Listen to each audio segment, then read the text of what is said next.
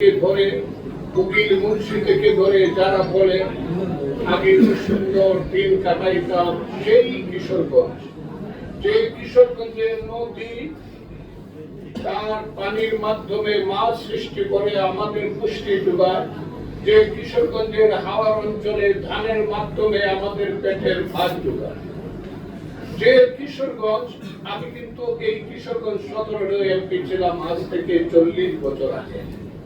তখন আমার যৌবন ছিল, আজ আমার তেমন যৌবন নাই। আমাকে যদি মন্ত্রী সাহেব অনুরোধ না করতো তাহলে হয়তো এই মিটিংটাতে আমি আসতাম না। ক্লিয়ার কথাটা, আমি এসেছি আপনাদেরকে দেখার জন্য, আপনাদের সঙ্গে কথা বলার জন্য।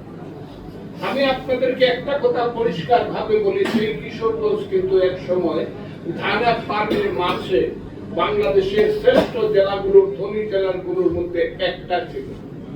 এখন 64টি জেলার মধ্যে 10টি জেলা হলো সবচেয়ে গরিব, আমার কিশোরগঞ্জ আছে 7 নম্বরে। এইটা কিন্তু মনে রাখতে হবে, আমার কিশোরগঞ্জ কিন্তু 7 নম্বরে আছে। সেই 7 নম্বর জেলা দারিদ্র মুক্ত করতে হবে। প্রথমে দারিদ্র মুক্ত করতে হলে পরে অর্থের প্রতি লক্ষ্য দিতে হবে, কারণ economic determines all the relation in a state and society. অর্থনীতি একটা রাষ্ট্র এবং সমাজের সমস্ত সম্পর্কগুলো নির্ধারণ করে। আপনি যদি গরিব হন, আপনার বাড়ির তীরের বেড়া ঠিক থাকবে।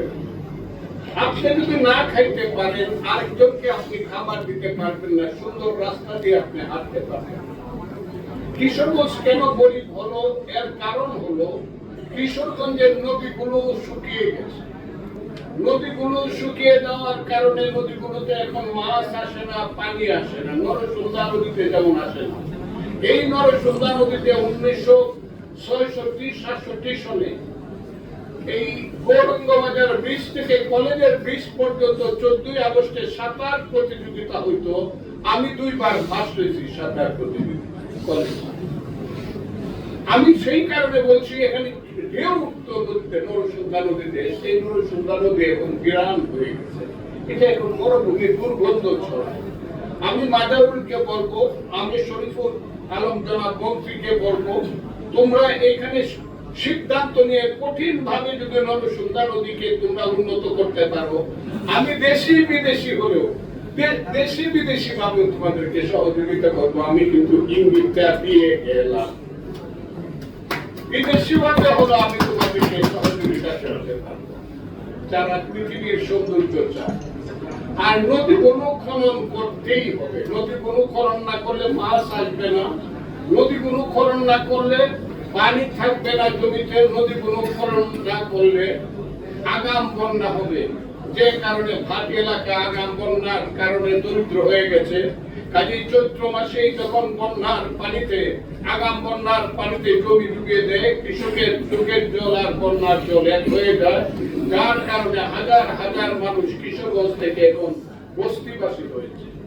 কিশোরগঞ্জের মতো এত বস্তিবাসী আর কোথাও নাই। আগে ছিল রংপুর, কুড়িগ্রাম, এখন কিশোরগঞ্জের মানুষ হলো ঢাকা, চিটাগাং, কুমিল্লা, সিলেটে সবচেয়ে বস্তিবাসীর ঠিকানা হইল কিশোরগঞ্জের মানুষ।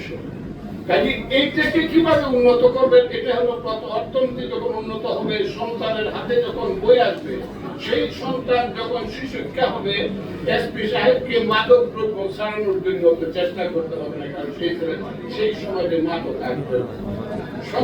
ইকোনমি যখন সুস্পষ্ট ভাবে উন্নত হবে, খেলাধুলায় মানুষ এত বেশি উৎসাহী হবে। আগে দেখতাম গ্রামে গ্রামে ফুটবল খেলার টিম হইতো আমাদের দেশে। জ্যৈষ্ঠ মাস, আষাঢ় মাসে খেলা হতো কিশোরগঞ্জের এই মাঠে, স্টেডিয়ামে, কিশোরগঞ্জ স্টেডিয়ামে দোলার সুগার মিল যখন খেলা হইতো, যাদের বয়স 60-70 বছর তারা বলতে পারবে প্রত্যেক বছর একটা মারামারি হয়েছে। আমিও ফুটবল খেলতাম। এখন ফুটবল খেলা নাই, সুন্দর ক্রিকেট খেলা নাই, নৌকা দৌড় নাই। এমনকি এখন বাউল গান বর্ষাকালে যেটা হতো 7 জন করে রাধারমণরা আসতো, সেইটাও নাই। মিলাদ শরীফ আর ওইভাবে হয় না, আমি সেইটাও বলি, সেটাও হওয়া উচিত। সব জায়গাতে ধর্মকর্ম হওয়া উচিত, সংস্কৃতি হওয়া উচিত, সেইটা কিশোরগঞ্জে কম। কারণ আমি একটা জিনিস স্পষ্ট ভাবে করবো, কিশোরগঞ্জে একটা লাইব্রেরি, যে শহরে, জেলা শহরে লাইব্রেরি থাকে না, লাইব্রেরিতে বসে বই পড়ার মতো চক্ষুষ্মান মানুষ যে সমাজে থাকে না, সেই সমাজ উন্নত হবে না। আমার মনে বড় দুঃখ, কিশোরগঞ্জ শহরে একটা লাইব্রেরি হওয়া দরকার, নরসুন্দা নদী খনন হওয়া দরকার, কিশোরগঞ্জ শহরের যানজট দূরীভূত হওয়া দরকার। কিশোরগঞ্জ শহরে একটা হসপিটাল হয়েছে, আমি শুনেছি সৈয়দ নজরুল হসপিটাল, ভালো হসপিটাল, কিন্তু এইটা আনুষঙ্গিক কিছু প্রয়োজন আছে, যে প্রয়োজনগুলো এখনো মিটছে। আমি কথা বেশি করবো না। এই সমাজের সবচেয়ে বড় হলো আপনাদের সাথে আমরা যারা বসে, আমরা হলাম পাবলিক লিডার, আপনারা হলেন অ্যাডমিনিস্ট্রেটিভ লিডার। দুইটার মধ্যে যদি সংযোগ না থাকে, দুইটার মধ্যে যদি কাজের সমঝোতা না থাকে, তাহলে কিন্তু কোনো কিছুই করতে পারবো না। আপনার সাথে আমার শুধু ঝগড়া হবে। আমি আসলাম ডাক্তার সাহেবের কাছে, আমি দেখলাম ডাক্তার সাহেব ওষুধ আছে দেন মানুষকে, তাহলে ডাক্তার সাহেবের সাথে আমার ঝগড়া একটা কথা দেখি। আমি দেখলাম এসপি সাহেবের কাছে আসলাম একটা কথা বলার জন্য, এসপি সাহেব আমাকে খালি ঘুরাইলেন, আমি একজন এমপি, উপরের ব্যাপার আছে, ফজলুর রহমান সাহেব কোনো কথা বলেন, এটা হলো সবাই ওসি সাহেবের কাছে গেলে বলবে এটা উপরের ব্যাপার।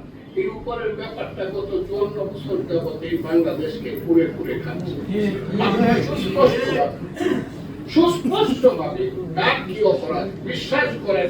আমি থানার ওসির সঙ্গে কোনো কথা বলিনি। কেন বলি না জানেন? জানেন এই কারণে যে আমার মতো লোক কথা বললে উনি ইনফ্লুয়েন্স হয়ে যায়। সেই কারণে আমি ওনাকে বলি যদি আপনি কাজ করেন আইন মতো করেন, একজনকে আমি ইনফ্লুয়েন্স করি।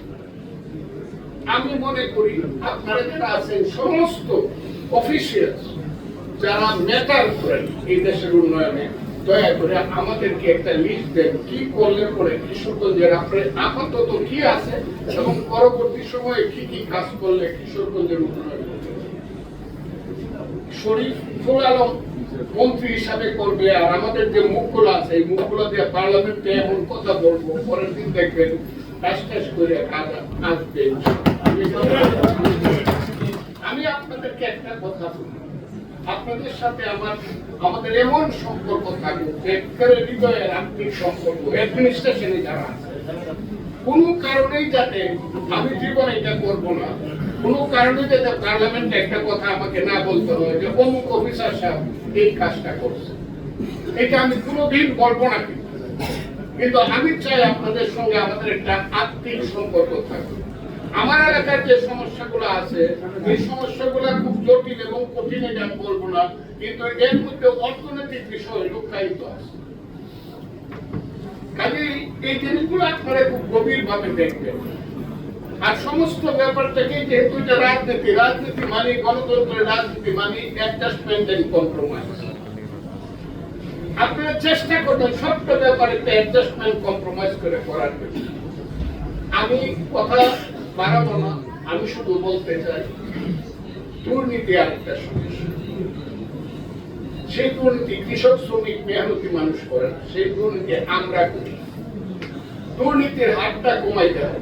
আমি সবসময় একটা গানের কথা বলি, যে গানটা হলো শাহাদুল করিম বলেছে আগে কি সুন্দর দিন কাটাইতাম। সেই আগে কি সুন্দর দিন কাটাতাম শেষ কথাটা বলেছে এই গরুর রাখাল ছিল কিন্তু শাহাদুল করিম। শেষ কথাটা বলেছে মানুষ ছিল সরল, ছিল ধর্মবল, এখন সবাই পাগল বড়লোক হয়ে যায়। এই যে বড়লোক হওয়ার যে আকাঙ্ক্ষা,